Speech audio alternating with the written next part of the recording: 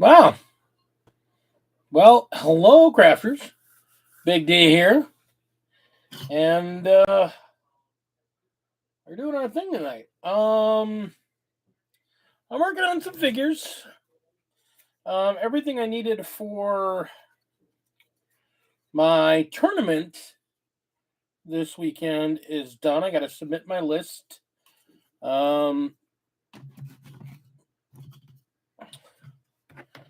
But here we are. Hey, the Commodore is here. Welcome, Commodore. Phalanx and High Orbit. I'm finding it very hard and very unmotivational to work on these mortar teams.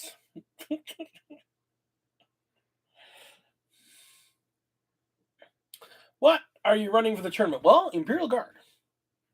I am running the Guard for Warp Storm March 2023. It is the second Warp Storm event, I believe, of the year. I'm going to be running Imperial Guard. I'm running a bunch of regular guardsmen, some Karaskins, a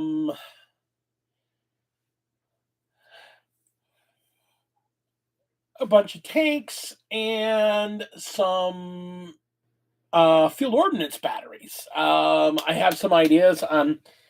We'll see how it works. I had some ideas on how to make the field ordnance battery work for me, like big time.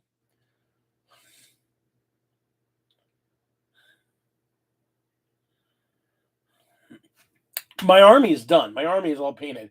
No, I'm having a hard time being motivated to paint mortar teams. One, because I'm not playing them, and two, I don't see me playing them almost ever again. At least not under the current rules that they're in, because currently they suck. They suck so much. They're terrible. No,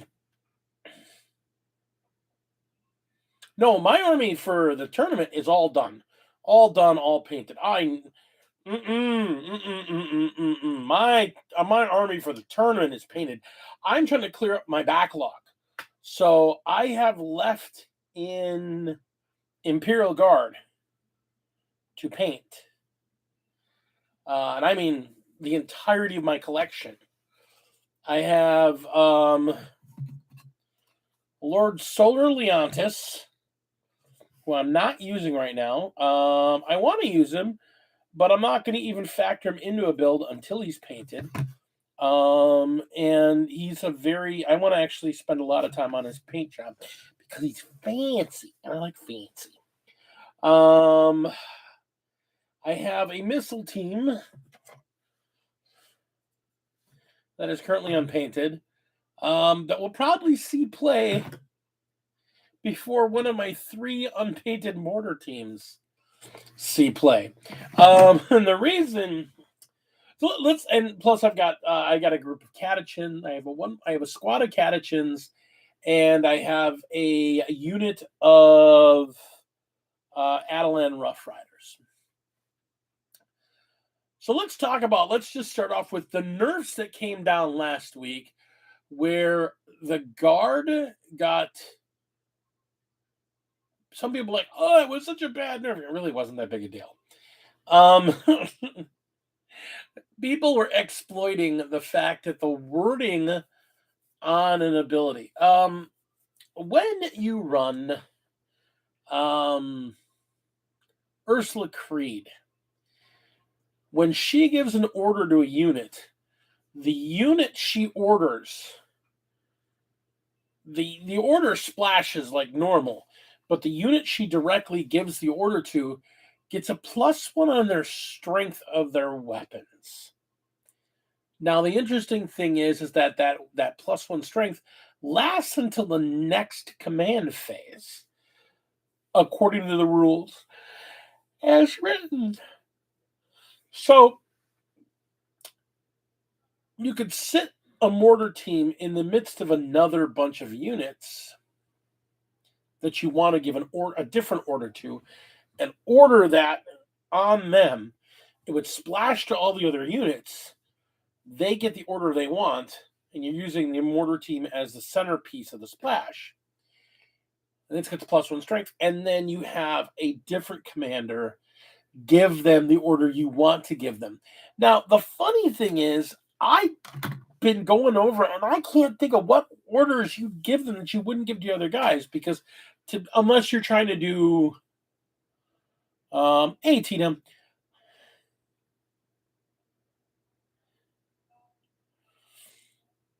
Yeah, the whole thing was that they were doing like they were splashing orders and then they were letting someone else give them orders, but they got the +1 strength from Ursula. I'm betting she was doing a move, move, move to get all the other guys moving, but then someone else would give that thing the order to where it would get a +1 to hit and +1 to AP, and it would like that better. And they said, you know what? No, you can't do that. If someone else gives it an order, that takes her order off as per the rules. And if her order gets taken off, so does her +1 strength. So they clarified that so that people couldn't double dip like that. There's a level of gaminess there that even I wasn't looking at because I saw that interaction, but I'm like, I don't care. I don't know what it is. I have just extra orders. Maybe I'm doing something wrong, but I've got extra orders at the end of the day. I'm like, I do this, I do this, I do this, I do this. I've still got one or maybe two orders left for the command squads I've got, but I've already got all my orders out, so I don't care. Um, I don't know. So I never saw that as an issue. I didn't even think that was a thing until I found out that was the correct way to run it. Well, the problem is that mortar teams have a terrible weapon. And they have a terrible weapon that once nerfed. Why am I suddenly yawning? This is crazy. They have a kind of a terrible weapon that once it gets nerfed by indirect fire rules, you're basically firing a strength 5 weapon with no AP hitting on 5s. Yes, you're putting a lot of shots down range, but it's just not a great weapon. Now, admittedly, with the Ursula buff, it makes her a 6. They get a point of AP. Now you're hitting on 4s. Okay, that's cool. Hey, Knox, what's going on? So yeah, that was a cool thing. The thing is, I never factored mortars in, just because the ordnance teams in my mind were so much better, and you know, such the extra points. There were such extra points, and her giving them the +1 strength really mattered because it kicked them up to a strength 8. So I immediately looked at, well, okay, she can give them orders, and they count as artillery, which mortars did not actually count as artillery. So if I put a master of ordnance, they get the reroll ones anyhow. So, they're better guns, they're better damage, they're better hits, they're better everything. Yes, they're more expensive, not gonna lie, but I like them. I like the look of them. I like the way they play. So what I do, I put 2 ordnance teams with indirect fire in my army, and they're going to sit back with Ursula, and she's going to give out 3 orders and going to go with one and then go with the other, and give them both each one their individual order, and then the other person she's going to give their order to. Hopefully, it'll be in front of her if I'm able to set the battlefield up the way I want. So, oh my God, Jam Jar, my man. My spicy dinosaur man, good to see you, buddy. I haven't seen you forever. Good to see you, buddy. So good to see you. So yeah, I mean, I've got this weird list. It's not meta, and that's the thing I want to point out. It's not the meta list, the good stuff list that you see out there. I went about this looking at because I've got access to everything in the codex. I've got everything under the sun other than a Baneblade. And I went, what is the army I want to run? And I kind of came up with this iteration. And this iteration works And if it works the way it's tested so far, it'll be fun to play without being, just dumb. It's able to score points. I played against a test game against Tyranids last week, and I beat him by about 10 points.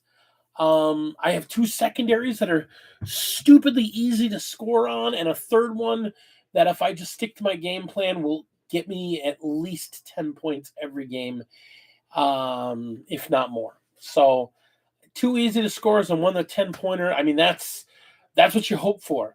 If I'm on a 5 objective board, I can pretty much hold 3 through 4 rounds pretty well. I mean, it takes a lot of pressure to get me off that middle one. You might be able to come around and get me on a secondary one, but I've got pressure to protect me there. So we'll see. I've played like 3 games with this list, and it's done fairly well. Like I said, I just played Tyranids last with a good player, and it absolutely smashed. So I've got a lot of hopefulness for this thing. I hate to say it. I never want to say, well, I'm going to win this one, because I'm not. I'm not. There are guys that take this game far more than I do. And I just want to play and still have fun, but I want to do well and not just get smashed. So if I can top 5, I'd consider it a win in my book. If I can top 3, I'm going to try, Knox. I'm going to do everything I can. I'm going to be honest with you. Part of my concern is that out of our 20 some odd seats, out of our 20 some odd seats, there's 8 guys from Thunder Tactics there. And 5 of their top guys are there. And each one of those 5 guys has a solid win over me. I'm going to do my best. I'm gonna try and score as many points as I can, and hopefully that's enough to win a game. Win a game against one of them. I'm not gonna fold on it. I'm not gonna be, oh, I'm already gonna lose. I'm going in there with the intent of trying to win it all. That is my intent. My intent is to go in there and win it all. My expectation is that I'm hoping I at least go 2-1. I'd like to pick up the spare. At least if I lose one round, I'd like to pick up my other 2 rounds. I'll consider that a good weekend for me. But we'll see. Like I said, I'm going to give it all my shot. I've got a really nasty list. I can bring a lot of direct fire on it. Knox has seen the list without as much indirect fire. He saw the version that had more tanks in it. I like the indirect fire for board control. The tanks are good, but you kind of got to stick them out there, and there are certain armies that can pick those tanks up like they're not a problem. I don't know who's all playing what. I mean, Tau is still a very scary matchup for me. Not so much that they can beat me on secondaries, but they can very quickly delete. Like if I'm playing a heavy tank army, they can very quickly delete an all tank army. That was why I didn't go. I only have 3 Layman Russes and I have 3 Layman Russes and a Rogel Dorn. So I mean that's almost half my points right there. Like I put almost 1,000 points into those 4 tanks. But then I've got 6 squads of infantry. It should be good. It's a good list. I can do the Karskin bomb.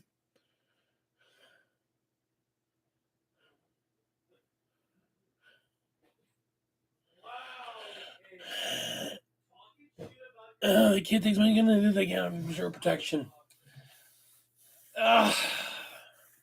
Yeah, I mean that's true as well. Like I said, I'm going in there. I already know what secondaries I'm taking. Like that is always the biggest thing.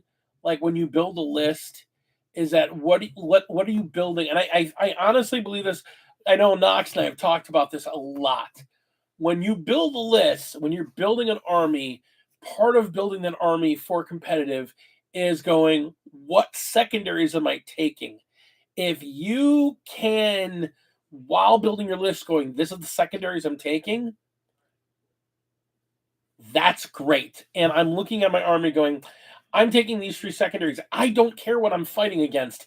These are the 3 secondaries I'm taking. And there aren't many armies that can do that anymore. The Guard have 2 very, very, very good secondaries between Boots on the Ground and Inflexible Command. That is just such a good set of secondaries. Just getting 2 out of your 3 that are solid, easy scores. I've maxed out Boots on the Ground, I think on turn. I don't know if I maxed it on 3, but I know I've maxed it on turn 4 at least once or twice. Playing the Guard with the new codex, the new Arcs of Omen. I maxed it a couple times. It's so easy to max out. What do you call it? Boots on the Ground. It's very easy to max out Boots on the Ground.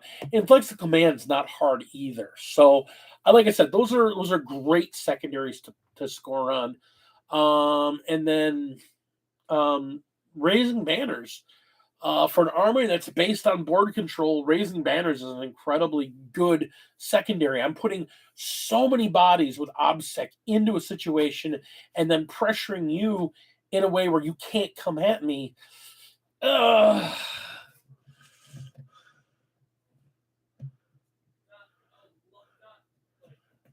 Which army were you playing, Nox? I know you've split your armies a couple of times. I've seen you play Sisters. You've gone back and forth on Sisters and Custodies. You're playing your Stodes, yeah. Your Custodies army is great. I think my tank. I think my tank's really overwhelmed at the time we played. I don't know if this build will do the same to Custodies, but we'll see. I mean, I know there's going to be. Custodians are a popular faction in the local thing. That's the other thing you have to look at. And I keep going back to that. You kind of need to know your local meta. And you got to know what you're going to face out there. And like, I know our local meta, I'm going to see Custodies. I'm going to see Grey Knights. And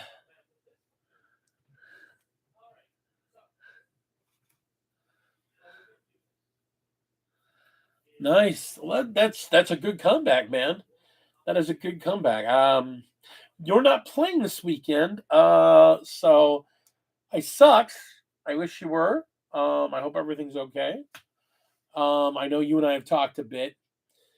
So at least that's one Custodies player I don't have to worry about. I'm interested to see who's bringing what. Gene Stealer cults. Oh my God, why are they doing so well? They're such a bad army, and I'm seeing them do well. Do they have like a really easy to score a couple of secondaries? Because I just don't understand how they're doing well. They melted. I've played them 3 separate times, and every time I've played them, they've just melted against my army.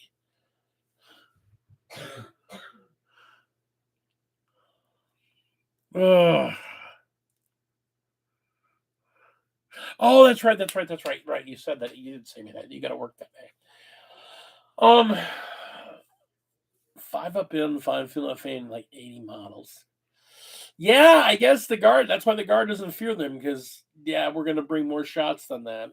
But I can see why other armies might have problems with them. But still, that's just a lot of it's a lot of bad models. I mean, it's a lot of wounding on 3s. Yeah, you got a 5 up invuln, but you got to make those saves too.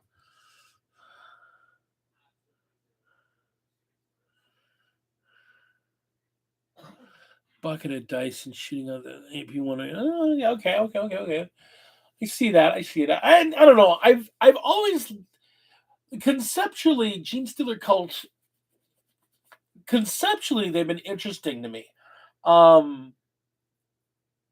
Conceptually, they've been interesting to me. I don't like their aesthetic. I love some of their vehicles, but I don't like their their normal aesthetic. I don't know. I'm not getting into another army. One of my things this year is that I'm not buying a new army. I'm not getting into a new army. I'm going to focus on the armies I already have. So no new armies this year, at all. 100% no new armies. But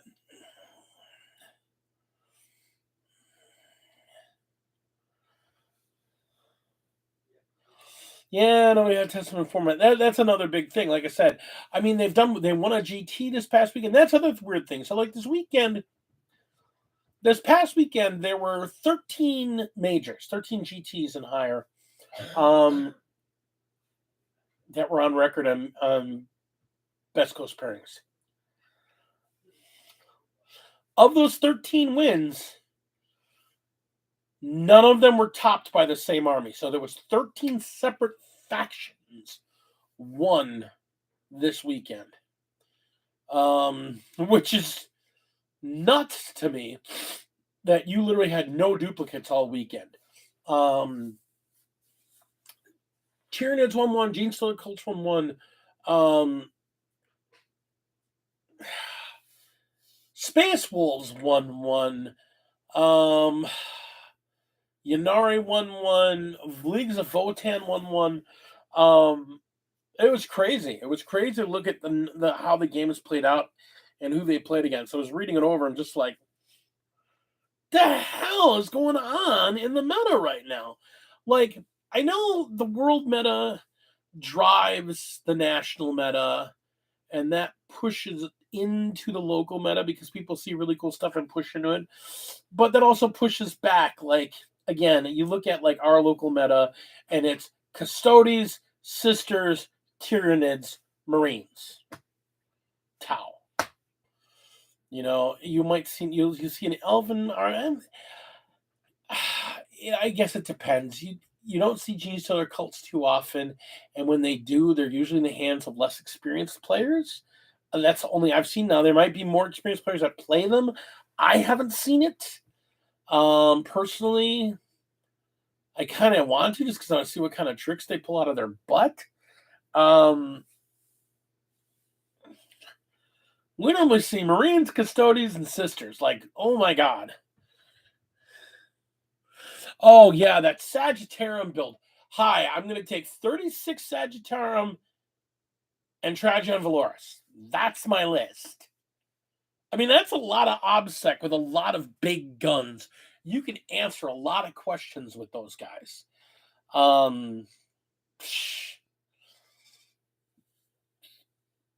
mean, I had a kind of a similar Marine idea for a list that involved taking an absolute metric ass ton of heavy intercessors. Like, I think I was looking at 10 squads of heavy intercessors. Because, I mean, that'd be so hard to shift. It's not even funny how hard that would be to shift. Yes, they have a movement of 5. But you're talking about guys in Gravis army. Primaris in Gravis. With a 5 up, feel no pain. Oh. That are able to move and shoot at no penalty. You get a bonus to AP and reroll ones anyhow. Because they just naturally do that in their super doctrine. Yikes. And heavy bolters, I mean, yeah, they're strength 5, 2 damage. It's a lot of shots. I think it might be, I mean, they're 115 points? They're 115 points for a squad of 5 heavy intercessors. I mean, you could take 10 squads of them for 1150. And then throw in a couple Burt carts with Meltas, and then maybe a couple throw some Melta tools on the table. Fast, like attack bikes and ATVs. And maybe even one of the ones I thought of that I thought would be kind of neat is to take a squad of Vanguard vets with jump packs and combi meltas with a shield, or combi melta with a melee weapon, and just bounce them around with a mobile melta squad. They don't get the +1 AP, but they're running with assault weapons. So you could literally move and advance with them. So a 12-inch move and advance up to another 5 or 6 to get them within half range and just drop meltas all over the place. And they're pretty cheap too. So, I don't know. Iron Hands are really scary and really appealing to me. I just see a lot of, like, the game is weird right now. And I mean that from a lot of different aspects. Like, GW is doing stuff right now that they have never really done before. They're producing battle boxes not at Christmas. They produced all those battle boxes at Christmas, which they still have in stock. Which normally by like 2 weeks after Christmas, they take them out of stock. If you go on a GW site, they are still able to be ordered. And then they added 10 new battle forces. So each of the 6 Marines that is Codex compliant has. Those are not battle force boxes. They are considered. No, they are not. If you go on a GW's website, they are battle force boxes. Which is hilarious because if you look at their order forms, they're strike force boxes. Strike force is a battle force. Well, it's what it says on their website. And they've also got the Chaos Battle Force box that just released. And like I said, they've got all these. By the way, everybody, Lady Dragon. You can't see her. She's here. Hi.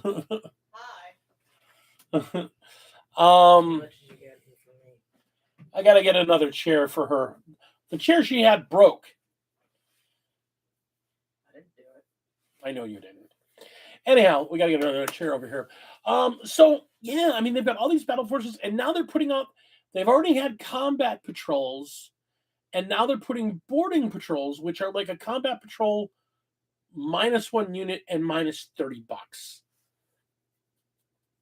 So they're pushing lots of box sets to buy lots of units cheaply. This is the time to get into a new army. I mean, like, everything is coming. Speaking of which, and everything is coming, they've announced the new box sets. The new box sets for Arcs of Omen, and there's some new stuff coming down the pipe for Age of Sigmar. You've got the Caradon Overlords get their new they get their new Vanguard box, and their new codex is coming out.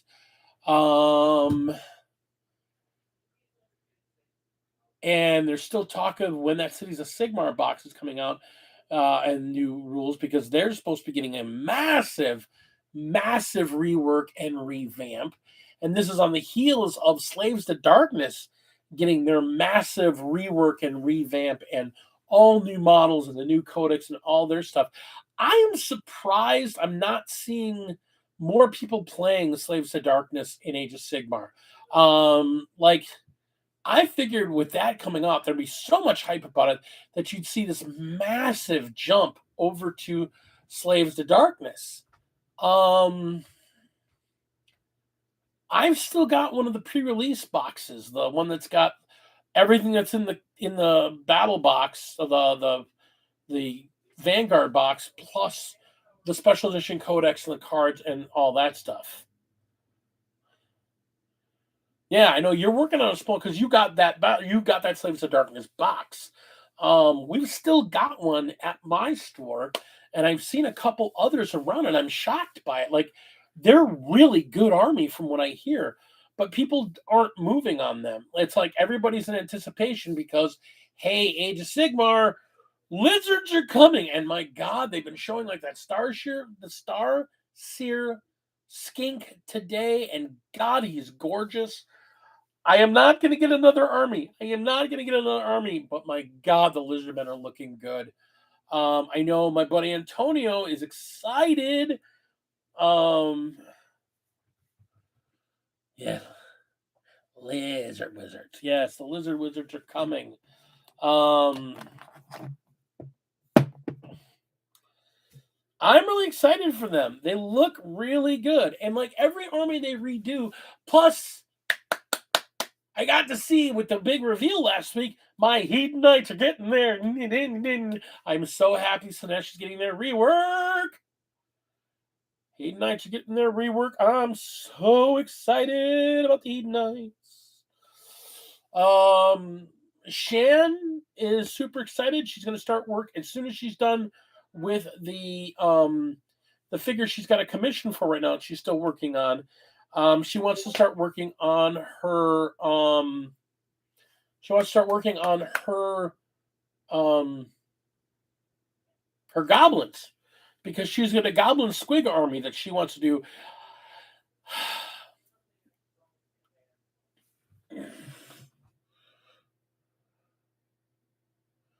You're doing a Cruel Boys. Yeah.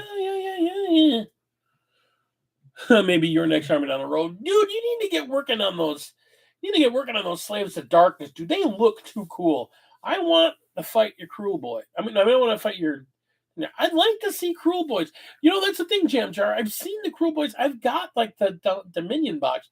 I just didn't like the models that much. So I'm just.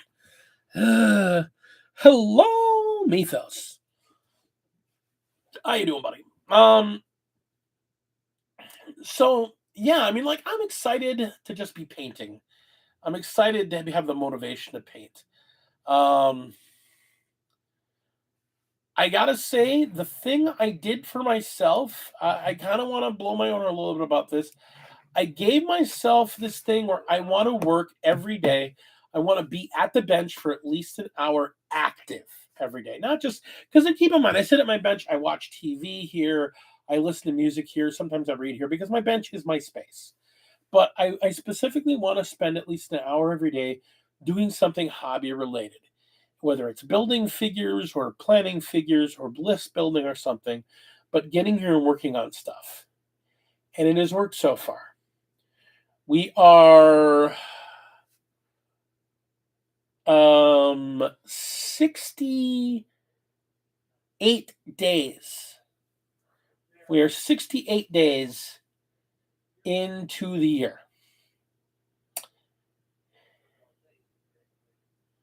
Yep. I'm not. Let me get into that one sec. We're 68 days into this year, and I have 146 painted figures so far this year. Now, they're not all showpiece, and they're not all big, complicated figures, but I have 168 painted figures on the board, ready to play, ready to go figures. And I'm playing probably close to 50 to 60 of them at least. 70 of them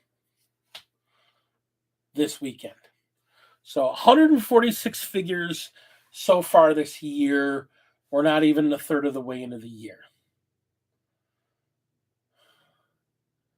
My goal for this year, my big goal this year, my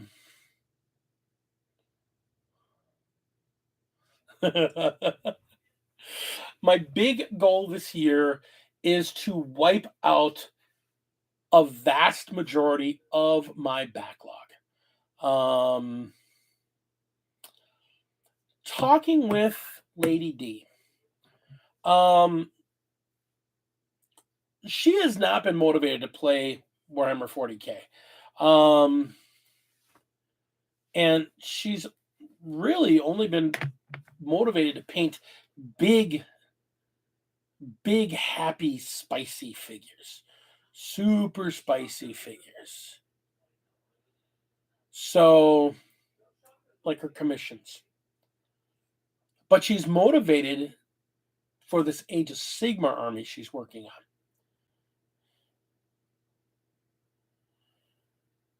So, I want to motivate her. from the way she was talking, she's kind of done with her Drukari. She's not liking the way they play. They don't play the way she enjoys playing the game, really. So if she comes back into 40K, she wants to do either Eldar with the Inari or something else like her salamanders. I'm not going to force her. I'm not going to push her. I just want to get her painting so that she's doing something actively fun for her. And that's the more important part of the hobby. That's been something that's been a big notable thing for me. I'm actually playing less this year than I did last year. Like, I've only played like a handful of games this year. By this time last year, I'd played like a dozen games, maybe more. I played like 4 games so far this year. And for somebody that's in a competitive team, that says something that I haven't played as much. But I've done a lot more theory crafting and a lot more just kind of math hammering stuff.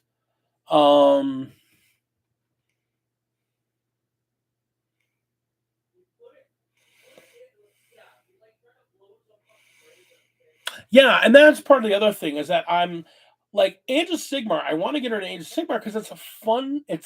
I enjoy Age of Sigmar, and that's the thing. I think I'm more Age of Sigmar than I have 40K so far this year. I've played my Ogres like 3 times. I love playing my Ogres. I played my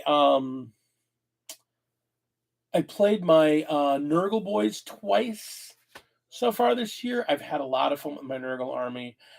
I'm really enjoying Age of Sigmar. I really enjoy the game because it's more of a narrative fun thing that I'm not under as much pressure.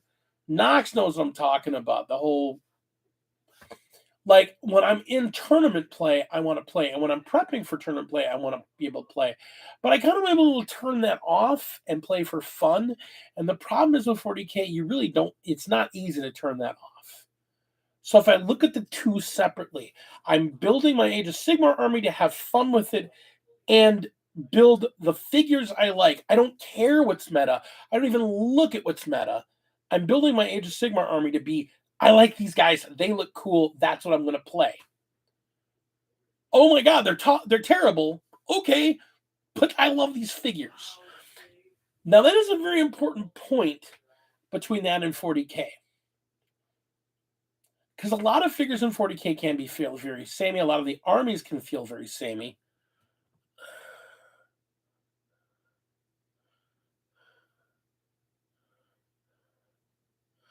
And that's the thing. I'm kind of going ham with the guard, like guard. And if I can't get guard to work out, I'm gonna go back to wolves. I've got some definite ideas on how wolves can really do well. I got a really cool list I want to throw at you later, Knox. But yeah, guard has been a thing. And yes, Mythos, I am working on Lord Solar. I just got him primed. I just got him built. You'll notice there's no modifications to him. I'm doing the weird thing. Everybody else is putting some random commissar or putting old Baelai on there or you got to put some Krieger guy in there. I am not. I am building him just like he is. I'm going to paint him as close to box standard as I can. So I'm going to actually take a lot of time because the way I like playing my guard, he doesn't do much for me. He's a good figure. I'm not saying he's not a good figure. He's a great figure. But for what I like to play, he doesn't do enough for me. It's weird. He's too many points for what he does compared to what I like putting on the table. I'd have to take away a key piece to put him on the table in place of something. And I think I found my list. So I know a lot of armies say he's a must take. And if I have no success, I might swap him back out. But I really want to take my time and really take my time painting him. I'm going to do a little differently. Like, I'm not going to do his cloak in the colors that they have him on the cover. I'm actually going to do his cloak in the colors of my company, of my Cadian, the 347th Irregulars, the Ivy Tigers, which means his cloak is going to be purple, green, and gold. Oh, big surprise. It's Big D. It's purple and green. Yep, that's my colors. For the flags. It's green, 2 shades of green, a little bit of purple, very little amount of purple, and then gold. And I might even forego the purple. Because I have 4 or 5 standards I've painted, and only one of them is purple. The other one's like all greens. I've got another one that's red and white that I did for my my Desert Raiders, which I'm really, really happy with how that one turned out. And I'm going, do I want to use that as my main banner? It looks better than my other banner, I think. So I I don't know. Like, understand, I play Cadians because Cadians are the thing, but I really love the Talon, and I've got a new color scheme. I mean, this is the scary thing about my guard. I came across a color scheme while I was painting them. Now, last year I painted 3 years ago. Oh God, it was 3 years ago. I painted 70 guard in a week, and I found a color scheme that I liked, and I painted 70 guard in that scheme. While I've been painting this year, I found a new scheme that uses that color scheme, but has one change to it. And the change I did, I really freaking like. It makes the figures pop like a lot more to my eye. And I literally just put all of them away before I was going to show you guys. And silly me, I put them all away. So I'll put them up on Instagram. Although I'll put them up on Instagram so you can see them. I've been doing them in like an all green look to make them look more like 70s and 80s U.S. Army. I've been doing a two-tone where I do the armor portion in that military green, but I do the uniform in actually Agros Dunes, the contrast with the black boots and the black belt and the green armor, and then the gold eagle and the gold eagle on the helmet, the guns in black with a little bit of silver on them, and then the eagle on the gold is gold on there. And it really looks good. And then give it a whole wash of watered down Agrax Earthshade just to highlight a couple points. And God, it looks really good. That yellowish brown with the gold. It's really, really, it pops. Like, it really pops on the board. So I may contemplate repainting them after I've gotten rid of my backlog. But any new figures I'm doing, I'm painting in that paint scheme moving forward because I really like the Agaros Dunes and the Militarum Green. So, what do you got going on here? Oh, okay, and one of the things I've noticed about my eyesight's actually getting a little worse. I'm having a hard time reading.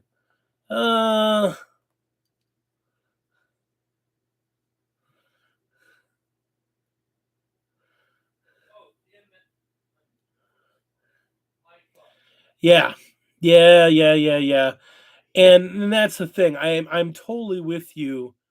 I'm totally with you on that. Like, that Hammer and Bolter episode, like, got me all fired up for Guard again. I'm like, you're the genius stands. I was like, yeah, that episode is amazing.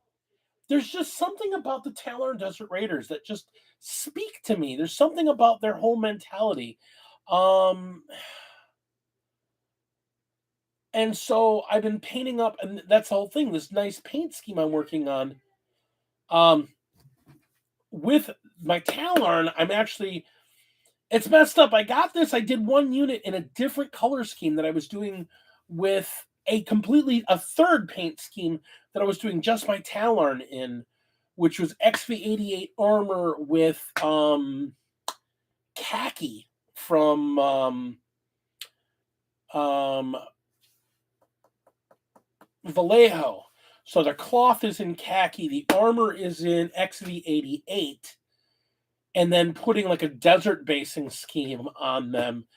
And I've been messing with a lot of ideas because the whole idea that the guard can be taken from so many different places, and we're all one guard. So I'm kind of going, okay, we're doing that. And I like that paint scheme, but then I did this mixed green, yellowy brown, and I'm like, that just jumped at me. I'm like, man, I kind of wish I hadn't done my Talon in that brown and that khaki, because I really kind of like this more. Oh. So I'm currently got 3 paint schemes for my guard, and I'm gonna have a fourth when I've got 4 paint schemes because I've got my catechins in their own color scheme.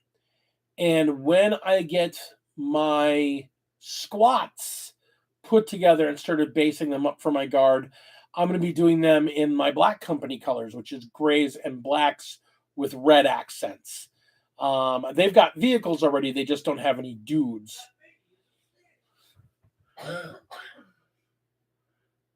Hey, what's going on, Rob? Good to see you, buddy.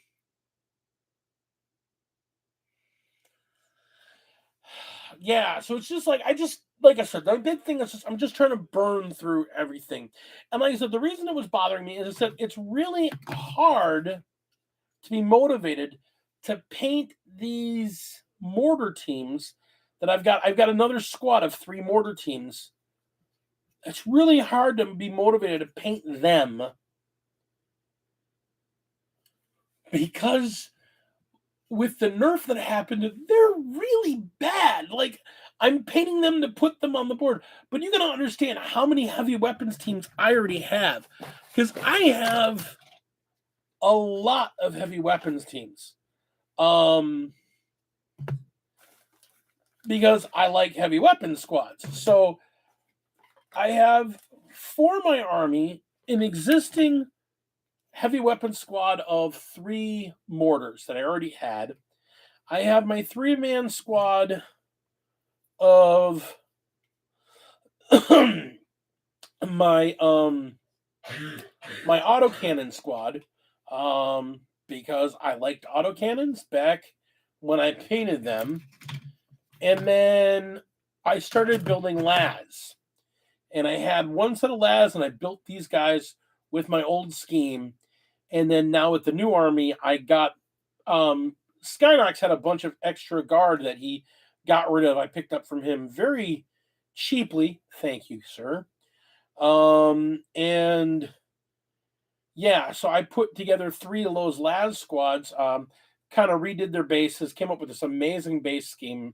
That if you watch my Instagram, I used it on my my ordnance teams. I've also put it on those guys as well.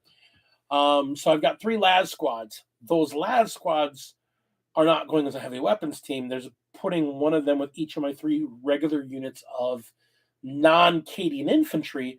So basically, hey, look, it's a 65-point, 10 wound las cannon with a lot of screening. It's a 10 wound las cannon that screens a huge area of board. It's dumb, but it's brilliant all at once. Because the las cannon's a badass gun. They do damage. So being able to stick a las cannon,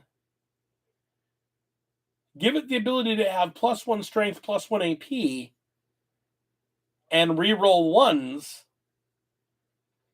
+1 strength, +1 AP, reroll ones, and be able to screen out a huge amount of board and basically have 8 extra wounds. That is a vicious model. So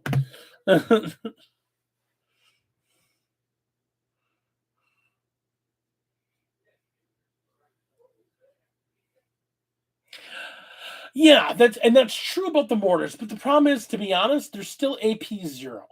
They're still AP 0. So I give them AP 1, and they're hitting on 4s. You're correct.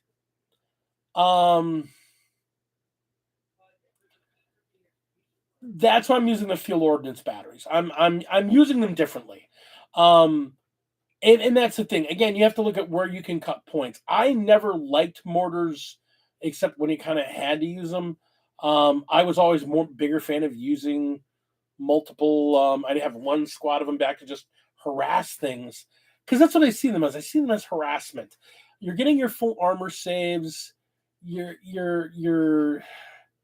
only at best you got a 50-50 shot of hitting. And they're not as strong. Now, if they're stronger 5s, that's still better. So yeah, They're not terrible. I don't want to say they're terrible, but I'd rather use the field ordnance battery and have a las cannon with 8 extra wounds. So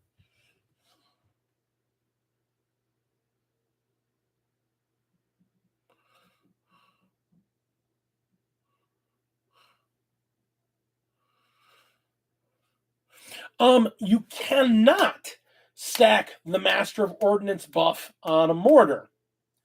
That's the thing. They don't need it because if they're nearby a Castellan, they already get the reroll ones because they are a troop, or they're I forget, they're the type of troop choice that can get the reroll ones from the Master of Ordnance. They're platoon, or what, I forget what it is that they're allowed to take the reroll. They don't get the bonus from the Master of Ordnance because the Master of Ordnance only applies to artillery, which is why I have a Master of Ordnance to work with my two field ordnance batteries, because they can take a buff from the Castellan, but they don't get the reroll ones from the Castellan. Instead, they get it from the Master of Ordnance.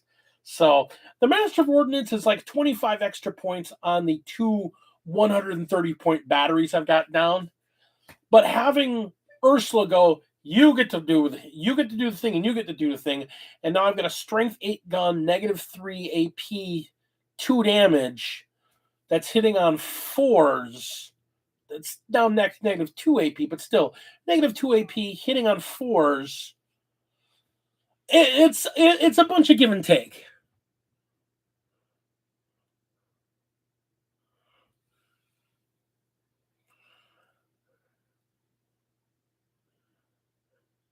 Yeah, and that's the whole thing. That's what I'm doing. I'm literally sticking Creed in between literally two bombast batteries next to her in front of, with a bunch of crates right in front of them. So you can't see them, you can't target them, and they're just going to rain death on you all game long. I mean, they're good. They're good guns. I really like the bombasts. And then I can stick an infantry squad in a building and stick this on the outside of the building so it can see, and just plink off little dudes at every hit it takes, and meanwhile use this to just start, you there, bop, here's a strength 9 hit, get out. So I like the las cannon. I actually like the auto cannons. Again, with the new fire rules or the new orders, autocannons are once again back in the discussion. You just have to figure out where to clear space. I'm running 6 squads of infantry, so it's hard to. I've got 3 squads of Acadians that are running out and taking space. I got 3 guys of regular guard that are sitting in the back and kind of just controlling, throwing up banners and holding places down. And then I've got some tanks that are running around and going, you get out now. And I've got 2 squads of Karskins that are going to make you cry for your mama. Because Karskins are one of the most scariest units in that army. And I love them so much. And I thought of something really scary about them earlier today. And I want to talk about Knox about this, but I'll talk with you guys about it because I had this stupid idea. When you take Karskins, they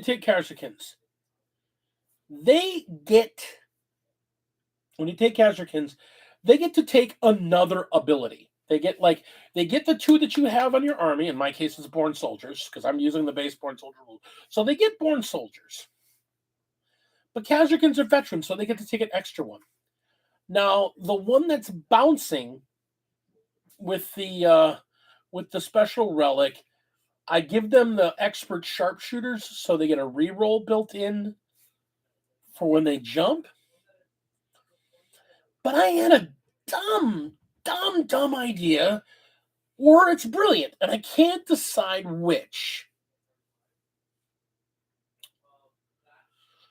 Because I thought, if they take if the second squad of Khazarkins take mechanized infantry as their veteran ability,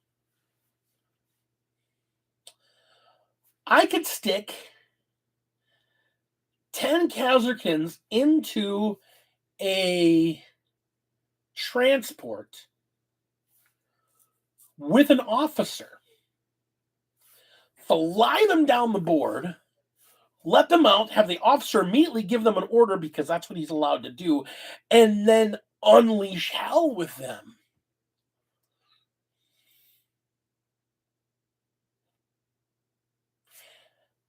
That's a really, really tempting thing to do with the Kazakins. Because I can stick them in a Chimera and they get 10 inches of movement.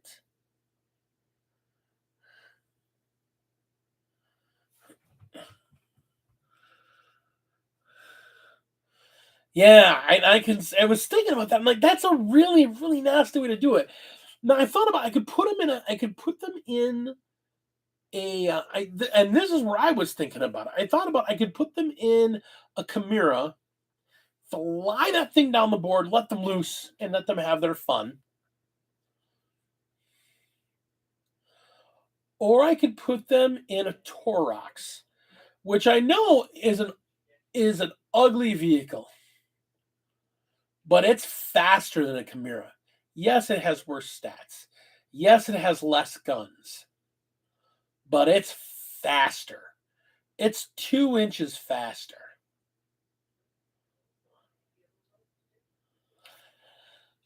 That's super appealing. That is super, super, super appealing to put that into there because that vehicle then, because the vehicle is separate from the unit, and it has the keywords, when I yell out move, move, move, troop transports can take orders.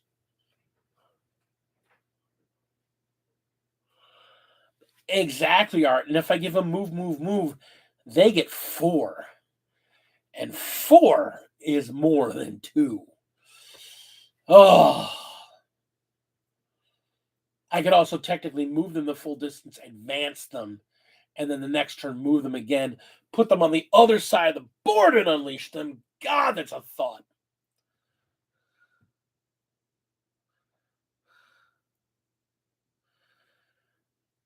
Yeah. So, yeah, I'm looking at that. I'm looking at that. I'm like, but I'd have to cut something to put in that transport. So that may be something from a next tournament to try that out, or maybe just try that list out. I know when Jack runs infantry light. I think he's only running 4 squads of infantry, or 3 squads of infantry. I don't think he runs a lot of actual guardsmen. He relies more on mechanized stuff, and I like bodies. Like honestly, I mean, I like the tanks because tanks are really effective.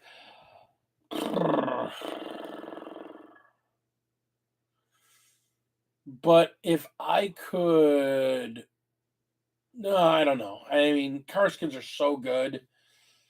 Ugh.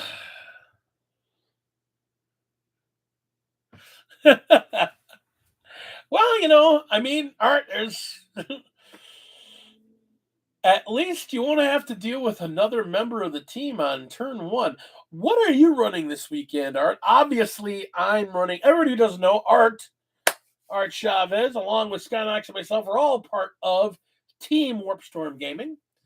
We are all teammates in this 40K madness, along with the guy Jack we talked about.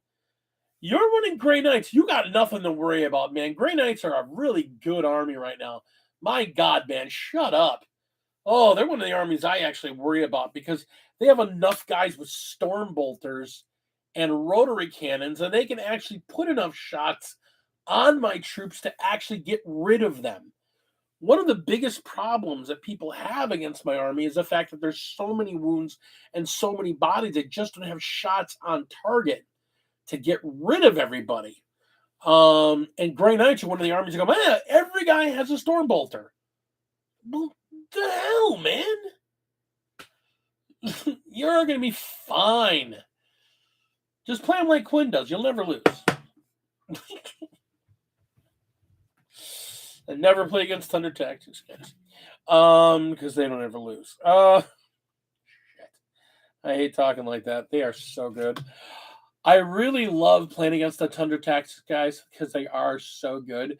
And every time I play against them, I learn something. And at the same time, I kind of hate playing them because it's just like, oh, all right, how am I going to lose this time? And I'm doing everything again and not have that mentality.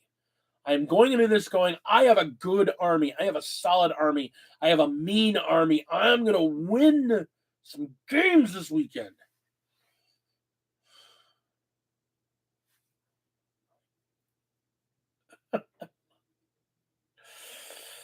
I honestly thought about going back to my Knights, but I'm like, no, guard are my boys. Knights were a fun experiment, and I do like them. I'm not saying I don't like my guard. I mean, I like my Knights. I like Knights.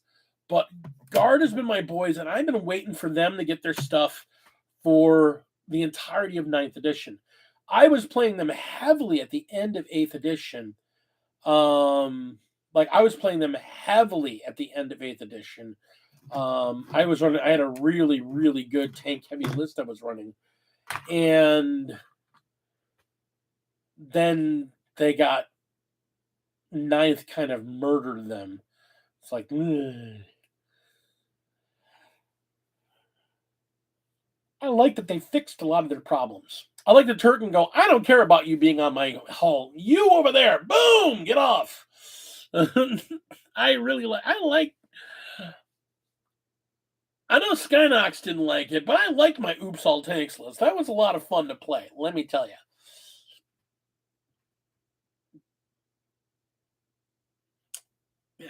I think if everybody played her more, you know what? We're not even getting into that because it's not like Quinn's not a great player. Quinn is a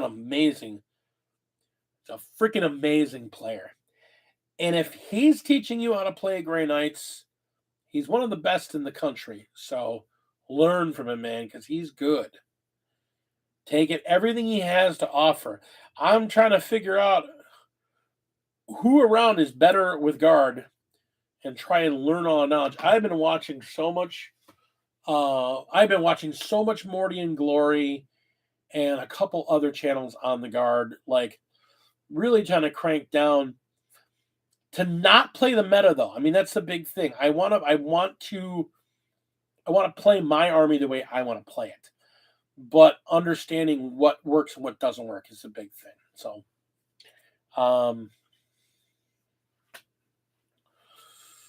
I wish I could. I'd have to swap stuff out. I really love my Hellhounds. Hellhounds are so much fun. That chemical weapon is so strong. God, it's such a good vehicle. Oh, there are so many good options. Here's the problem with the guard. Everything is so good. Autocannons are good. Las cannons are good. Field artillery is good. Ordnance batteries are good. Regular guard is good. Cadians are good. The Krieg, for what they do, are really good. I think they're overhyped. And I think it's just because people really like their fiction that they're into the Krieg as much as they are. And I can't fault that because, hell, I'm into my Wolves, my favorite army, because their fiction is, in my mind, the best fiction out there. Yeah, it really is. It's a first. The guard really have a first rule problem. It's like everything in the codex is pretty good. Like I really want to play with horses. Oh my god, I really want to play my Death Riders out there. I mean, these boys are screaming to get painted and rebased in proper size bases. I want to play them out there. I just want to smash a tank with a Melta Lance. I want to melee somebody with a Melta gun. I just love the idea. There's so many good options in the guard. There's so little not good. And even the ones that aren't great, there are options and orders with the right commanders in play to make them good. I think the only things that aren't good are things that aren't good for anybody, like aircraft and anti-aircraft, because if aircraft aren't good, nobody's playing them. So there was no reason to take anti-aircraft. And that's pretty much it. I mean, I've been looking at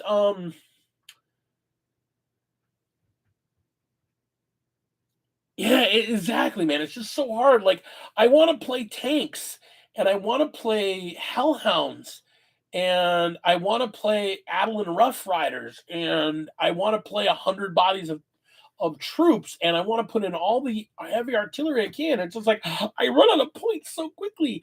I now understand why people love playing Guard and Apocalypse, because you could just put everything on the board, and it would be hilarious because I could probably put like 5,000 points. Going through and refiguring out what I have for points. Oh God, yeah, I could probably put 5,000 points of. I have you ever been organizing your miniatures and find a box of 4 tanks you forgot about? I did that today. I was cleaning and putting away some stuff. I started reorganizing, and hey, I thought I only had 13 Lehman Russes. I didn't realize I had 17 Lehman Russes.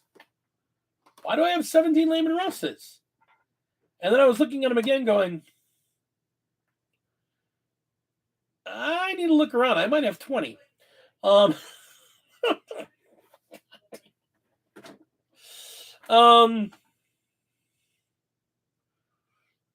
yeah. I have more Lehman Russes than I can really field. And that's okay because they're going to be painted up in different paint schemes. Like, I've got a bunch of them that are in my traditional Cadian scheme, and I've got a bunch that are in my Tallarn scheme now. I've got like 4 tanks in my Tallarn scheme, and then I have this bad boy that is going to get repainted into my Black Company scheme, because I have different schemes for different parts of my army, because I have that much lore built into my army.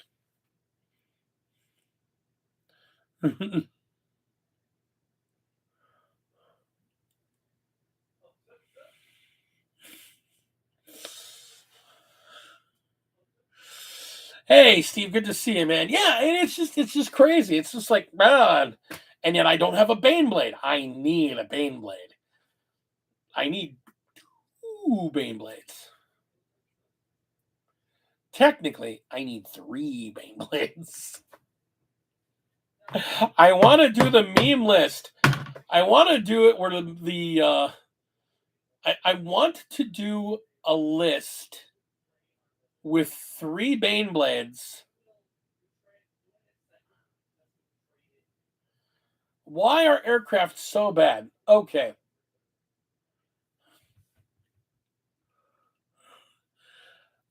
Dude, Rob, I realized you lived in Baltimore, near Baltimore. I have family in Baltimore. I need to come up with an excuse to go stay at their place and bring all my guard with just to play a game out there.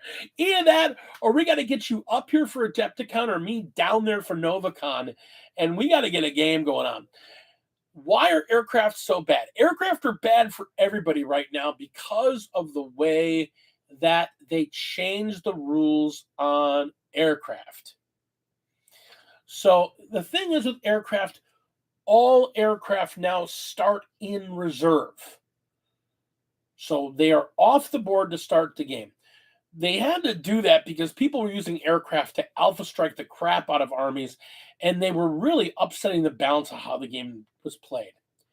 To be honest, when aircraft were introduced, I think it was 6th edition. It might have been 7th, but it was either 6th or 7th. When they introduced aircraft as a vehicle, as a type, one of the things they didn't really account for is that aircraft are really disruptive to fights. Like, speaking as a real life former soldier, one anti-ground aircraft can ruin a lot more, can cause many more problems than any ground-based piece of equipment can for a unit. There's a reason why the United States Army has A-10 Warthogs. They're a power multiplier. They're a force multiplier. They're disgusting. So they were happening in 40K where they've never been properly implemented, and they're way too many different things.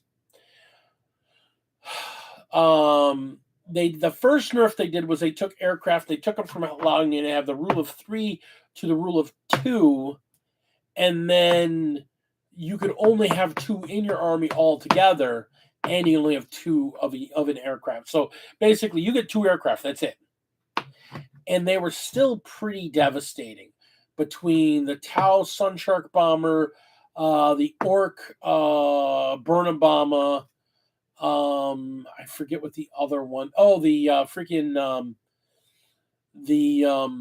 Admex bomber, and it's all bombers. I mean, bombers just come in.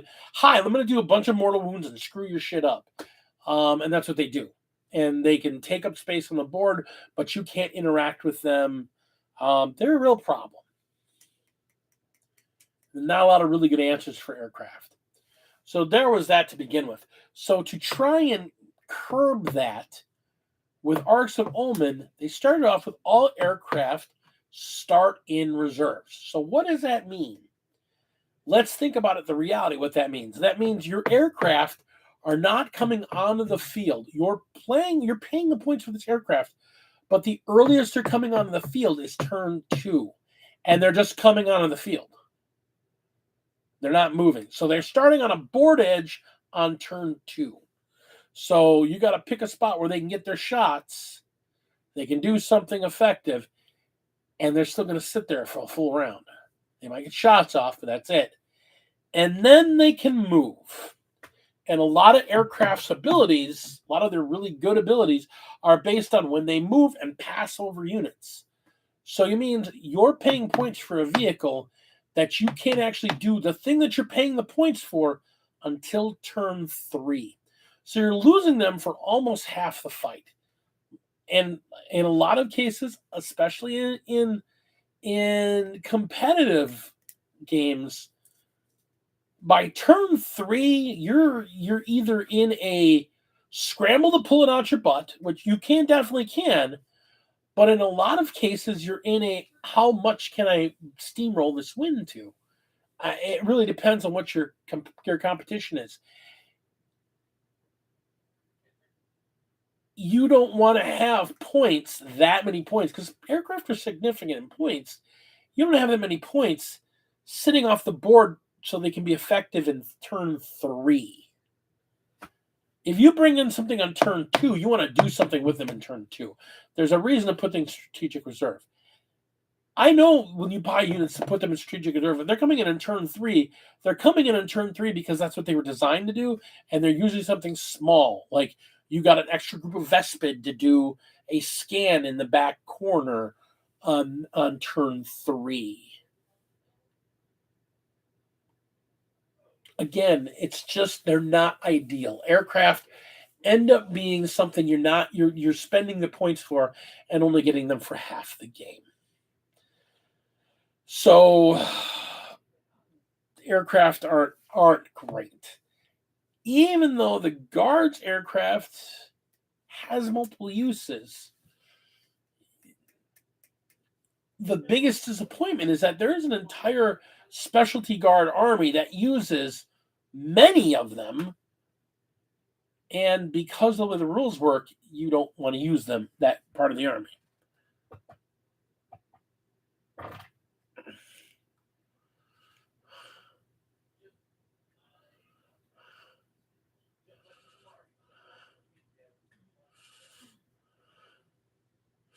Yeah, and then, I mean, that's true too. Like the big gunships, the gunships that don't have bombers are great. You'll notice a lot of them went up in cost. Like I really like. There's one of the two. There's also a type of aircraft that aren't really useful anymore. We'll get in. I can talk about that a bit too. The Interceptor, not a great craft because its main thing is to intercept. It's there to take out other aircraft. Other aircraft aren't really doing anything, so And people are just avoiding taking them because they're not as good as they were. They're not as point efficient. So no point for that. So the Marines have a gunship, that beautiful, beautiful gunship that's basically a warthog. It's basically got rotary cannons and missiles and all this other stuff. And that is a great, great aircraft in the hands of the right army. And that's part of the reason why the Tiger Shark, which I think is their fighter craft, the Sun Shark as a bomber, I mean, it's a great bomber. And the Tiger Shark, the fighter version, is kind of lackluster. Because it's an interceptor. Again, it's designed to take on other aircraft, which is a real thing. The same thing with the Chaos Marines. I love Helldrakes. Helldrakes are one of the few aircraft that are actually worth taking, if for no other reason than if someone does bring an aircraft, they're designed to rip aircraft apart. They're literally designed to interact and physically melee an aircraft into pieces, which is hilarious when you think of it. It's basically a giant chaos dragon that lands on another aircraft, tears it apart, pulls out chunky bits, and then drops the crashing aircraft. That's hilarious.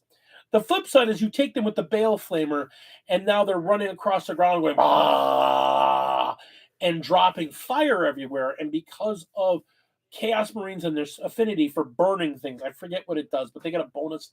I think they get an extra 2 hits out of any time they use the Bale Flamer. So the Storm Talon, yeah, that's the big gunship. That one's not bad to take. If you're able to drop it someplace where it's in range of its guns, because I think in that case, its guns, unless you're taking the Lavs variant, I think a lot of its guns are either a 24 or 36-inch range. So you want to make sure you're placing it, especially if it's a 24-inch range. You want to place it someplace. It also depends on the army you're playing. If you're playing Iron Hands, you're going to have a great time with it. You're just going to drop it in and go, I'm a mobile gun platform.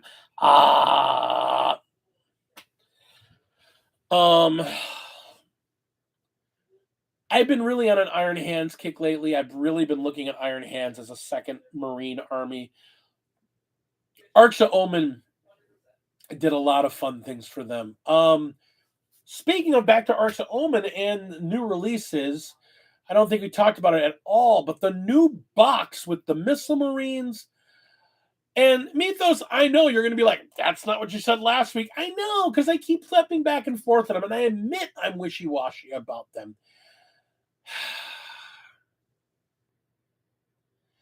They're overcosted, I think, for what they do.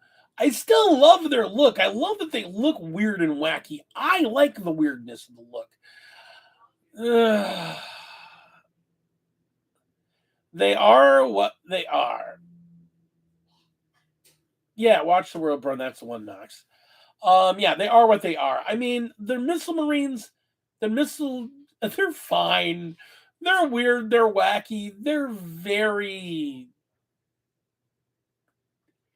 If you like them and you want to put them in the list, they will probably serve you just fine. They are not my choice for a unit, but if I had them, I would use them in the right army. I would definitely have to decide how I'm going to use them. And that's all I really need to say about those Missile Marines. What's important is the box they come in is a hell of a box. Because there's a 10-man unit of them, a 5-man unit of my favorite intercessors, heavy intercessors. I'll tell you why they're my favorite in a moment. And the new melee dreadnought, which is actually probably more effective in shooting combat as well. It's just very short range because they're multi-meltas. But damn, that thing is a beast. I love the look of it. I don't care. I love the damn thing. And it has the new Lieutenant sculpt in it.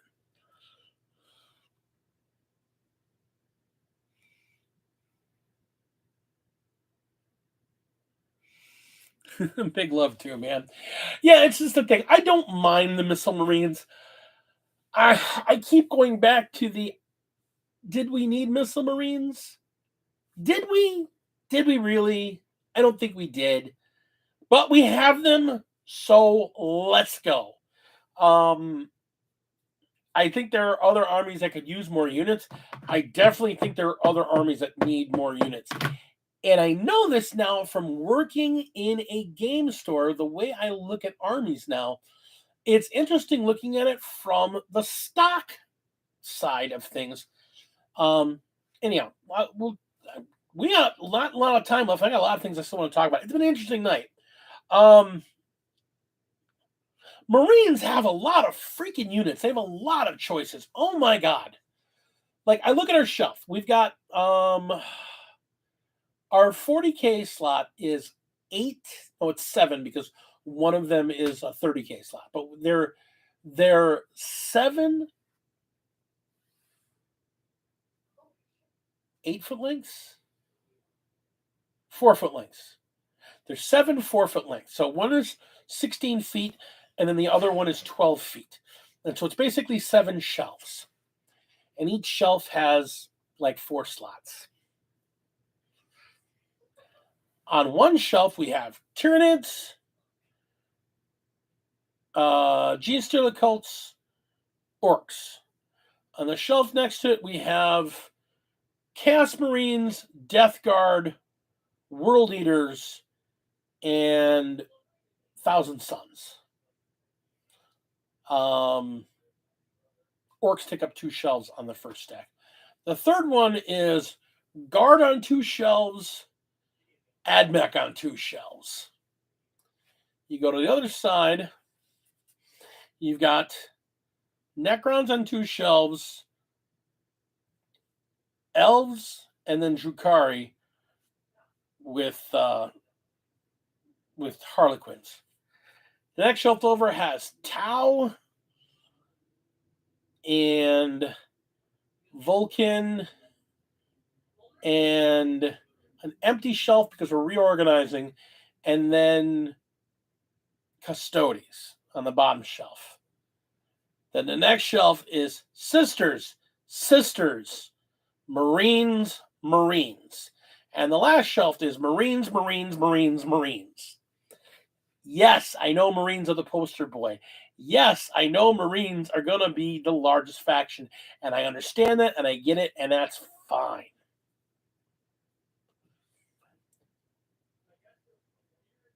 But it's not just Marines. I got 6 shelves full of Marines. Okay. I have 2 shelves of Sisters, 2 shelves of Guard, 2 shelves of AdMech. I take that back. It's AdMech and Knights, because Knights are on there too. So, wow.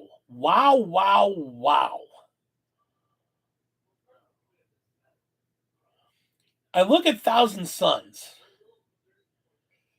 and they have 5 units that we stock. 6, maybe? Because we're not a GW store. We have like 5, maybe 6. Death Guard, we have a lot of.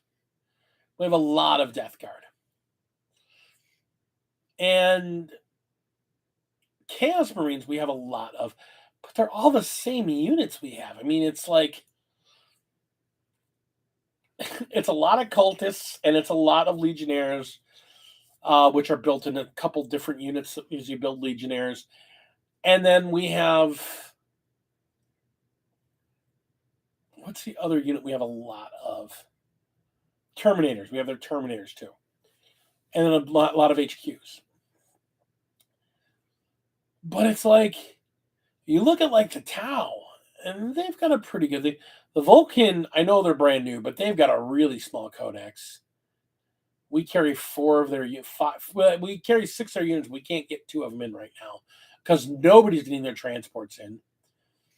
But you look at the Drukhari, they've got a massive codex, and you can't get their stuff in stores.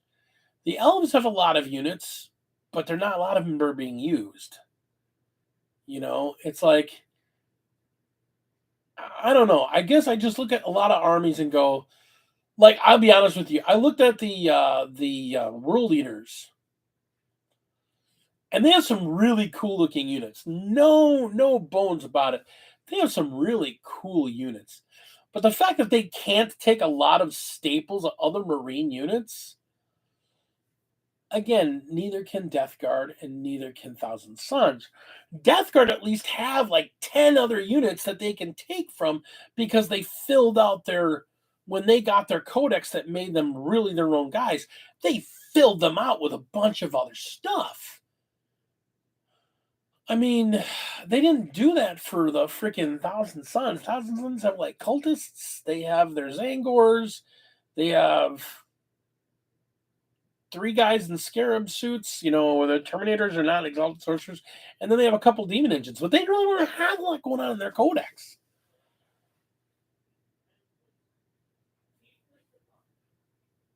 Tyranids have a massive amount of stuff.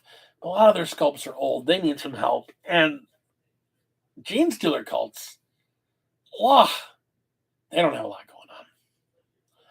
I don't know. And again, stores don't carry much of them because GW has them set up as available on demand. They only carry like 2 or 3 of their, they carry like their troop units, a troop transport, and 1 vehicle. Like you can't get the Ridge Runner vehicle right now anywhere. You can't get Gnome Oil either, but we won't talk about GW having distribution problems. I mean, we finally got paint in. Yeah, it may be the new way to sell, but the problem is, as a company that's a store that's trying to sell your product, when we have to special order everything and it takes an extra 2 to 3 weeks to order it, I mean, I can't, if we get it. To give you a perfect example, we ordered for Shannon a replacement for her Yvrain because her Yvrain got wrecked. We ordered a replacement for her Yvrain 8 months ago now, almost 9 months ago. We still haven't got it in stock. I'm tempted to just go to freaking GW and just get it straight from them. I'll have it in 2 weeks, but it's just like,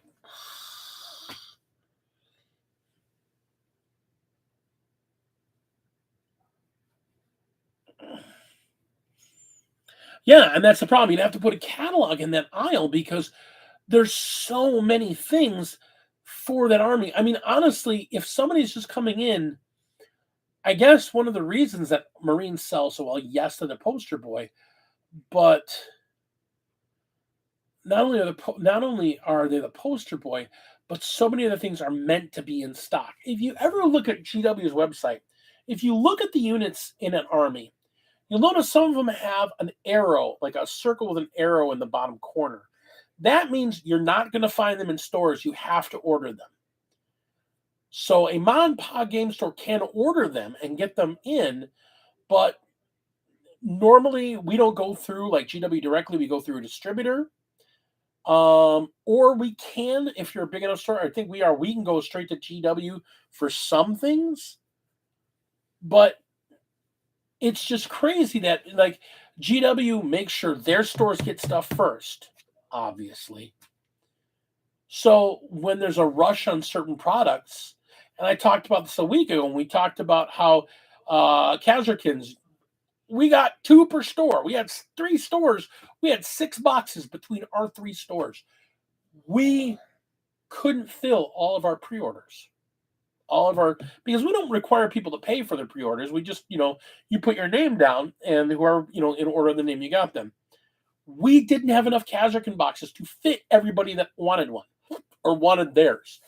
There were 2 of us that put down for 2 boxes. We didn't have, that meant only 2 other pre-sales. We didn't have that. The new Kill Team box set with the Goodest Boy and the Arbides. We got 1 per store. They were sold out. They were sold before they hit our shelves.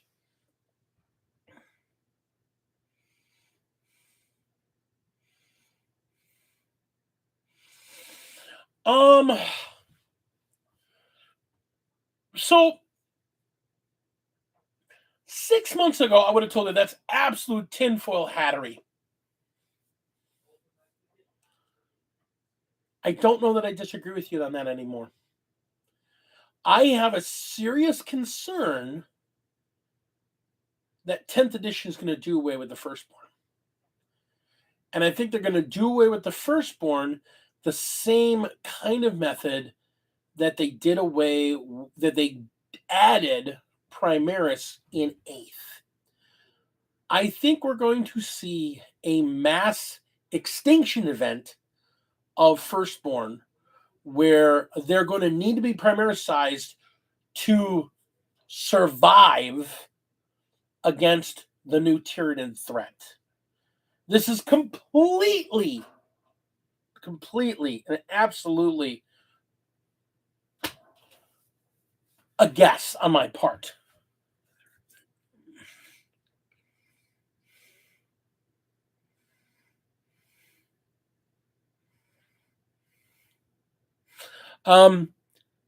Rob, let me know if you still want it. I know you can, I personally have one in my store.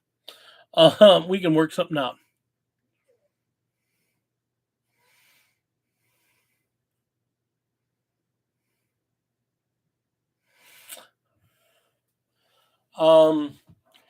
I honestly think, because again, they're doing the pre-work right now. We haven't even talked about the new stuff coming out. We're going to run over tonight, folks, because we got a lot to talk about. I didn't think we had that much to talk about. What we do.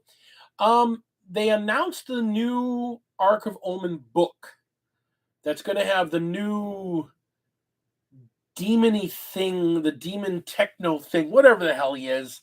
He's bigger than a prince, but he's not a full chaos god. He's trying to become a chaos god, Arcaphane, or whatever. I think that's his name, Arcaphane.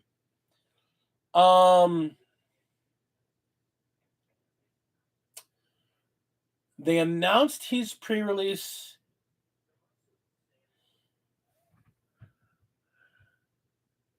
Vashtor, that's it. Yeah, Vashtor the Arcaphane, that's his name. Okay, so his figure, and the figure's sweet, don't get me wrong, but his book and his box set is on pre-order. And his pre-order has the box set of him assaulting the rock. He is literally landing on the rock to get into the vaults. Everybody raise your hand who knows who's in the vaults. That's Big Lionel Johnson. I am convinced at this point we're getting Lionel. I am convinced with the launch of 10th or at the end of 9th, we are getting the Lion. I don't think we can avoid this anymore. If you read the fiction, he's up and around.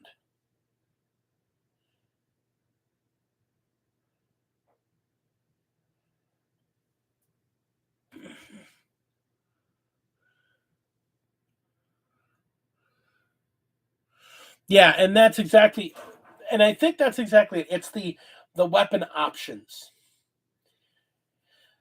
And I say that also because of one other thing. And again, this is a conjecture put together from stuff I've been able to piece together, things I've talked about and things I've seen working in the industry for 10 years, other things coming together.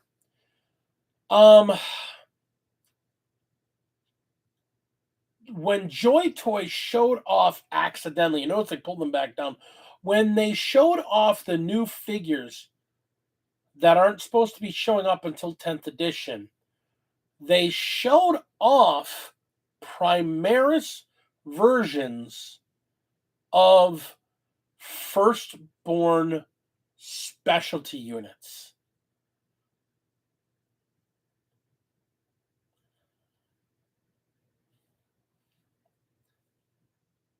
It looked like we saw Primaris of the what are they called? The Sanguinary Guard.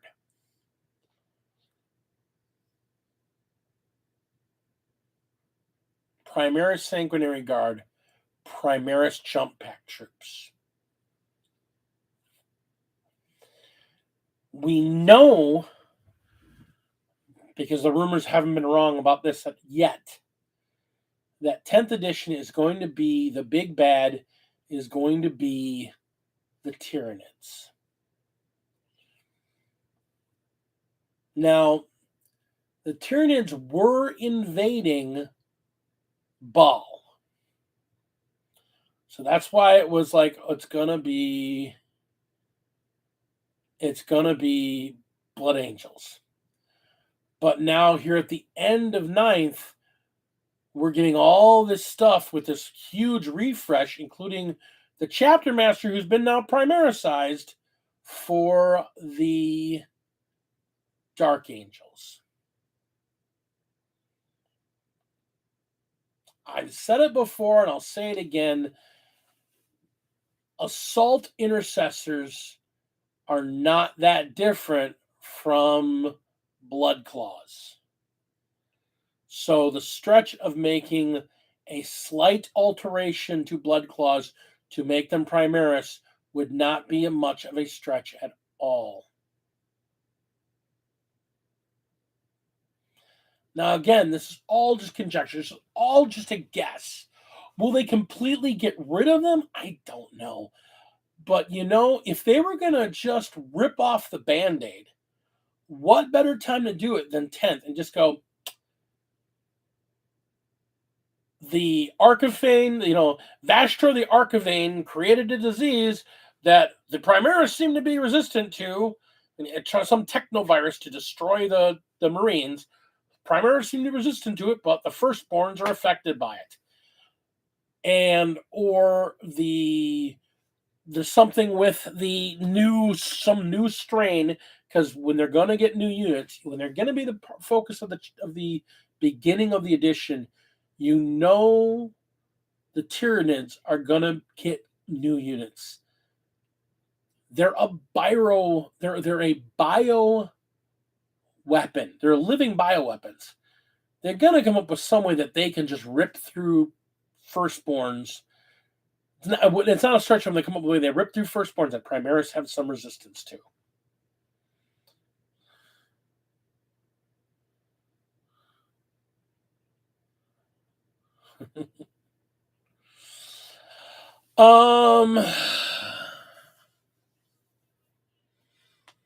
Yeah, unfortunately, Ben, I don't know a lot of people that really want. Unfortunately, everything I'm hearing, it's like the offerings of the Chaos side are very underwhelming. Other than Vashtor the Archivane. So it's like, well, I know a lot of people that want that Dark Angel side. So I think we're going to be seeing a lot of changes in 40K. I mean, if all the rumors hold true, I know a lot of people are really disappointed in some of the changes we're going to do. It's going to be more like Age of Sigmar. As much as I like Age of Sigmar, I don't know if that's a bad thing. But we'll see.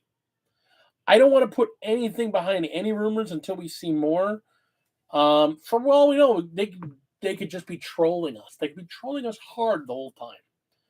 It wouldn't be the first time they've done it.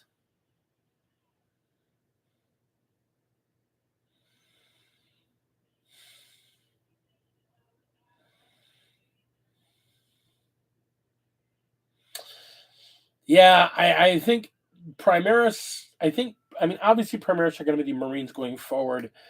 They've gone through 40 years of Marines, or 40 years of GW. They've had 35 years of Marines, and only 6 of them have been Primaris. We'll see.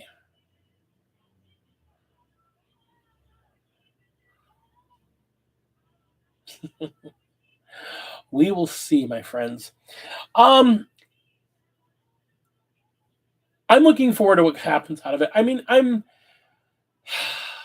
working in the store gives you a lot of insight as to what's coming out. I've kind of started to understand that we get to know about products ahead of time. I don't know everything, but I do know stuff is coming. I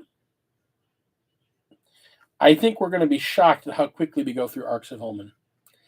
I was under the impression Arcs of Omen was going to last us until summer. At the rate we're hearing it, I don't know that Arc of Omens is going to last us through. I don't know it's going to last us through the end of May. I think it's going to get through the beginning of May, and we're going to be done. Which means we're going to get to that 10th edition sooner than expected.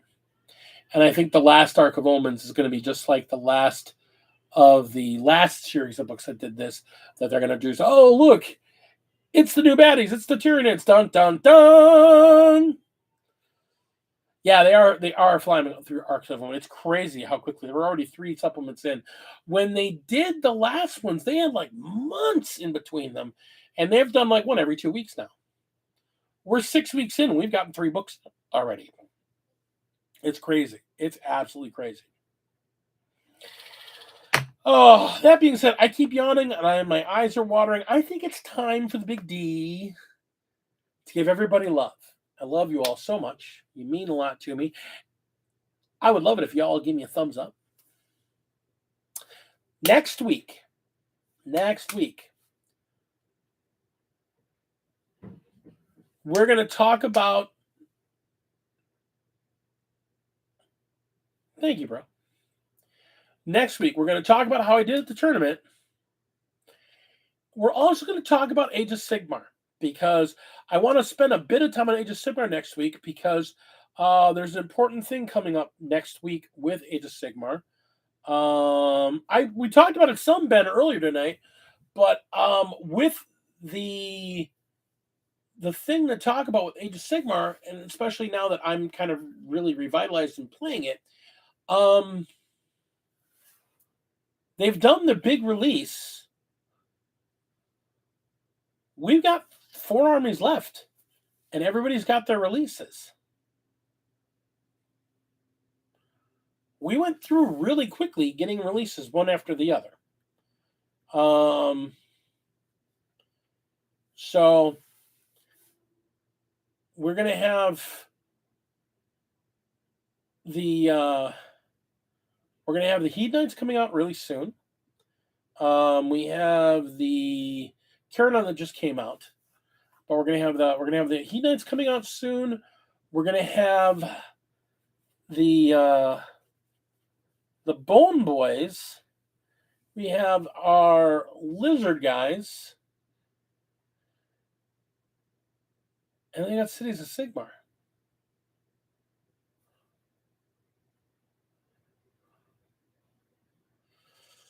Yeah, I mean, they'll probably start that up at the end of the year. So, I mean, that seems to be the cycle they're in. Age of Sigmar is basically cycling around 40K.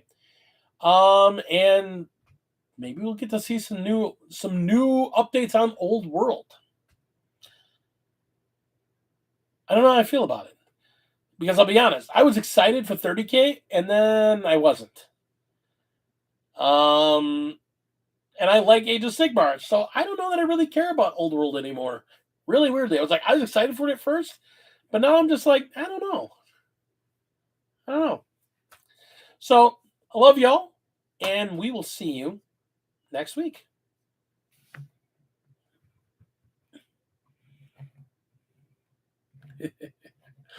See y'all next week. Take care, everyone. Game on.